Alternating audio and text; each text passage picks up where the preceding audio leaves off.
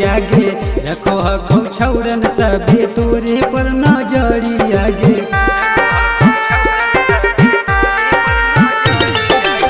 जब जब जाही छौरी ना बहदा बजरिया गे रखो हको छौरन सबे तोरे पर नजरिया। छौरी बन जो हमर रानी नहीं हो तो परेशानी, छौरी बन जो हमर रानी नहीं हो तो परेशानी। हमें बनाई ले बौ छौरी तोरा रनिया गे बन जोगे छौरी तू हमारे दुल्हनिया।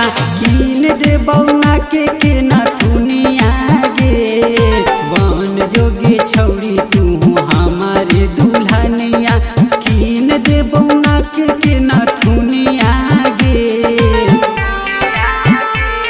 माँ प्रतिमा रिकॉर्डिंग स्टूडियो शेखपुरा।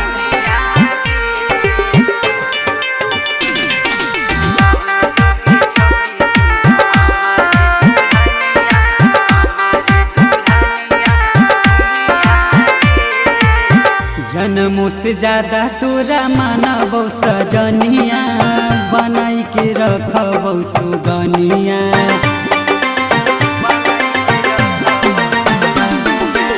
चाहे काम धाम करे परतौ गे रनिया चाहे कर परतै किसनिया। कहियौ हम कसम साथ छोड़बौ नहीं हम चाहे मिट जैतै सारा ई दुनिया गे बन जोगे छौरी तू हमारे दुल्हनिया।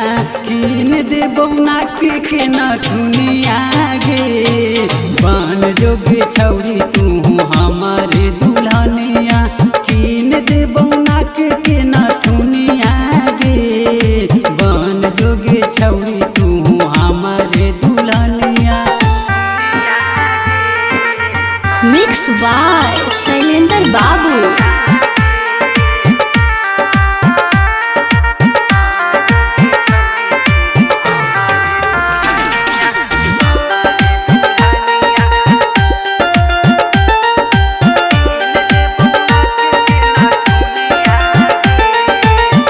घरवा में बन के छौरी अइहे दुल्हनिया बन जइहे घर के मलकिनिया।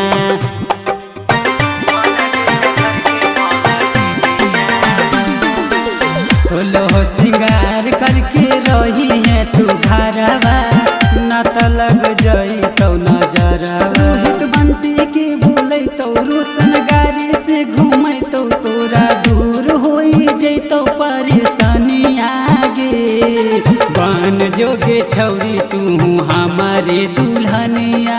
कीन दे बौना के ना दुनिया गे बन जोगे छौरी तू हमारे दुल्हनिया।